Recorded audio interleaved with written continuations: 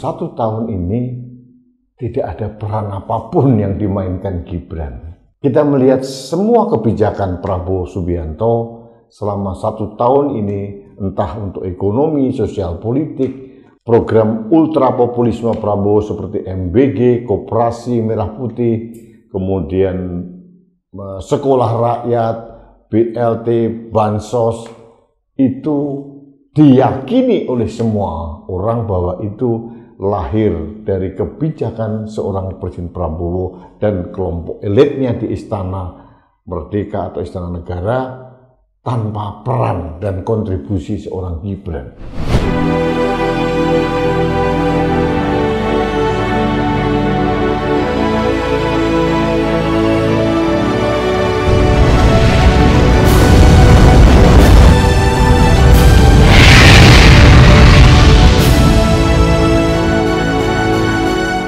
Halo sahabat Indonesia, kita bertemu kembali dalam Opini Rudi di Anak Bangsa Channel.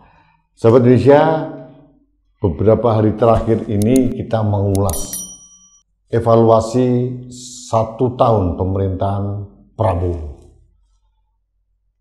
Terjadi 5 hari 6 hari yang lalu.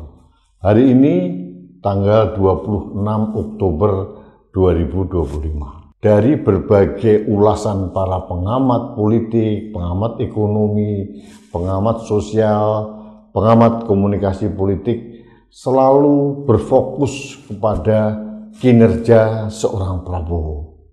Padahal kita tahu keterpilihan Prabowo ini disandingkan dengan nama seorang Gibran Rakabuming Raka. Harus jujur kita akui, Pak Prabowo terpilih juga karena faktor dukungan dari Gibran. Dalam hal ini, Gibran ini adalah representasi dari ayahnya, Joko Widodo atau Jokowi. Tapi pertanyaannya, mengapa tidak ada ulasan tentang Gibran? Rasanya tidak adil, karena dia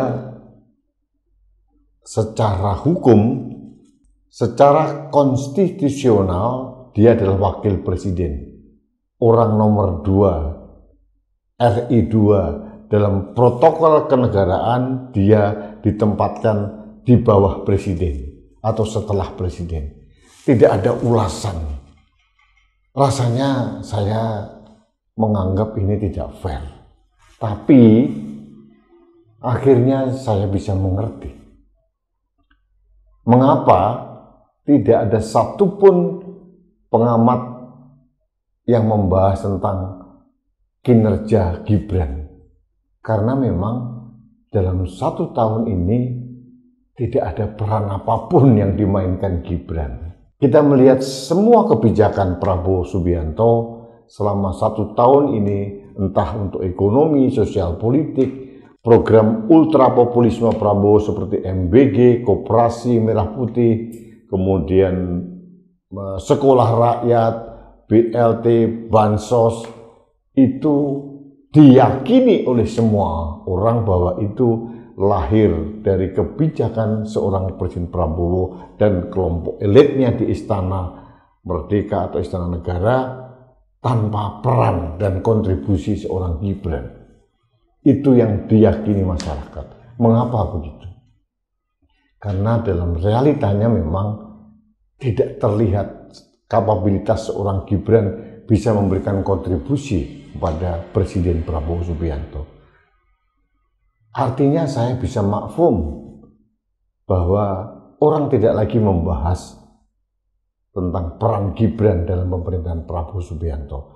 Bahkan beberapa orang mengatakan peran Gibran ini sudah less signifikan, sudah tidak lagi signifikan dan semakin hari semakin melemah. Kita ingat dulu bagaimana Prabowo menggandeng Gibran itu, yang pertama adalah untuk mengambil dukungan dari kelompok pendukung keluarga Jokowi atau geng Solo, yang kedua sebagai bridging atau jembatan kepada Jokowi. Nah, kalau ini diibaratkan jembatan, Prabowo sudah berhasil menyeberang. Prabowo sudah bisa membuat kebijakan-kebijakan mandiri yang sebagian besar justru menghapus atau bertolak belakang dengan kebijakan Presiden Jokowi. Artinya peran bridging ini sudah berakhir.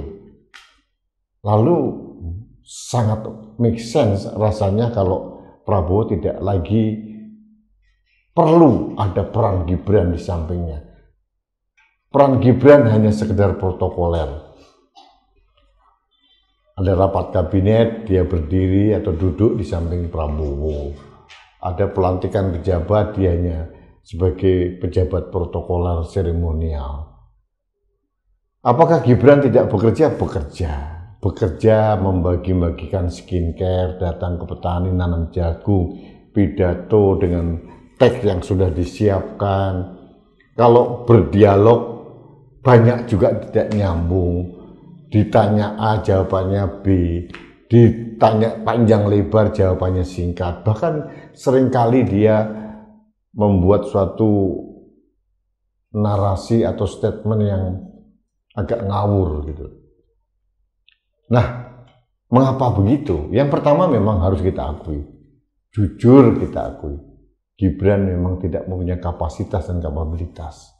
Apalagi sekarang keabsahan ijazah kesetaraan SMA-nya pun digugat oleh berbagai kelompok. Ini menunjukkan bagaimana Gibran semakin hari semakin tidak mempunyai legitimasi di mata masyarakat. Masyarakat sudah mulai menyingkirkan Gibran dalam peta perpolitikan atau perbincangan politik di Indonesia. Gibran tidak mempunyai legal standing buat dirinya, kecuali sekedar bahwa dia adalah anak seorang Jokowi. Gibran tidak membangun karakter building personal buat dirinya. Dia hanya wayang yang ditempatkan bapaknya di Istana Merdeka Selatan. Itu yang dipersepsikan oleh publik. Nah, pertanyaannya sekarang, apakah kita masih relevan menempatkan Gibran sebagai wakil presiden? Sedangkan biaya yang dikeluarkan negara melalui APBN yang notabene uang rakyat dari pajak, dari hutang, dari penghasilan sumber daya alam, dari kontribusi-kontribusi yang lain, itu terus mengalir dan terus membiayai aktivitas Gibran. Gaji, fasilitas kehidupannya, fasilitas protokolernya dia itu disumbang oleh rakyat. Akhirnya jujur, Gibran bukan sekedar menjadi beban Presiden Prabowo, tapi juga akan menjadi beban rakyat. Kita coba perbandingkan dengan posisi wakil presiden yang lain. Memang dalam struktur konstitusi kita, peran presiden itu tergantung dari kemurahan hati presidennya. Kalau presidennya ingin berbagi, ya diberikanlah porsi pengawasan atau apa gitu. Tapi dalam sejarah perjalanan wakil presiden mulai Dr. Andes Muhammad Hatta, Sultan Hamengkubuwono IX, kemudian Umar Wirahadi Kusuma, Sudarmono, kemudian ada lagi Tri Sutrisno, kemudian ada lagi Profesor B.J. Habibie, Megawati Soekarno Putri, Hamzah Has, kemudian ada Yusuf Kala, 2 kali menjadi wakil presiden, ada Profesor Budiono, ada Profesor Kiai Haji Ma'ruf Amin. Kalau diperbandingkan dengan wakil-wakil presiden yang ada, Gibran memang jauh sekali di bawah itu. Saya lupa menyebutkan, ada satu wakil presiden yang luar biasa, ada Malik. Nah, memang Gibran tidak bisa diperbandingkan dengan mereka karena bukan perbandingan yang sebanding. Rasanya tidak fair kalau seorang Gibran diperbandingkan dengan proklamator Bung Hatta misalkan, atau tokoh besar Sri Sultan Hamengkubuwono IX, ada Malik, Umar Wirahadi Kusuma, kemudian Sudarmono, Jenderal Tri Sutrisno, Profesor Habibie, Megawati, Hamzah Has, Yusuf Kala, Budiono, Ma'ruf Amin, ya jauh sekali lah. Jadi dalam sejarah wakil presiden kita, memang Gibran itu menduduki posisi yang sangat tidak setara. Apalagi kenyataannya Presiden Prabowo dalam memilih Gibran waktu itu, atau manuver Jokowi untuk memaksakan anaknya menjadi wakil presiden, itu menimbulkan luka bangsa yang tidak pernah tersembuhkan. Dengan cara apa? Mengakali konstitusi, mengakali peraturan. Putusan MK nomor 90 tahun 2023 itu menjadi tragedi hukum, tragedi konstitusi yang tidak pernah akan dilupakan sepanjang Indonesia ada. Itu akan menjadi catatan sejarah hitam yang ditulis dengan huruf besar, lahirnya anak haram konstitusi, yaitu Gibran Rakabuming Raka. Rasanya memang wajar orang tidak lagi memperbincangkan Gibran dalam setahun evaluasi rezim Prabowo Subianto ini, karena memang perannya tidak ada dan seolah-olah memang tidak diberikan peran oleh Prabowo Subianto. Lalu apa dampak signifikannya? Yang pertama, sulit rasanya Gibran akan berkiprah selanjutnya untuk menjadi tokoh nasional, apalagi digadang-gadang oleh kelompok pendukung Jokowi akan menjadi RI 1. Tangeh lamun rasanya. Tangeh lamun itu sesuatu yang sangat jauh akan bisa terjadi. Karena rakyat mencatat. Sahabat Indonesia, beberapa tahun yang lalu, saya pernah mencoba mewawancarai Gibran pada saat menjadi wali kota Solo. Tidak berhasil, tidak mendapatkan respon. Karena waktu itu saya ingin menguji, jangan-jangan saya salah. Karena tahun 2019, saya menulis artikel tentang bagaimana awal muasal seorang Jokowi menanamkan benih-benih politik dinasti keluarga. Waktu itu saya menolak pencalonan Gibran menjadi wali kota Solo dan pencalonan Bobi Nasution menjadi wali kota Medan. Tapi saya ingin menguji, siapa tahu saya salah, bahwa ternyata orang ini ternyata juga mempunyai kemampuan, anak muda, bukan sekedar anak seorang presiden.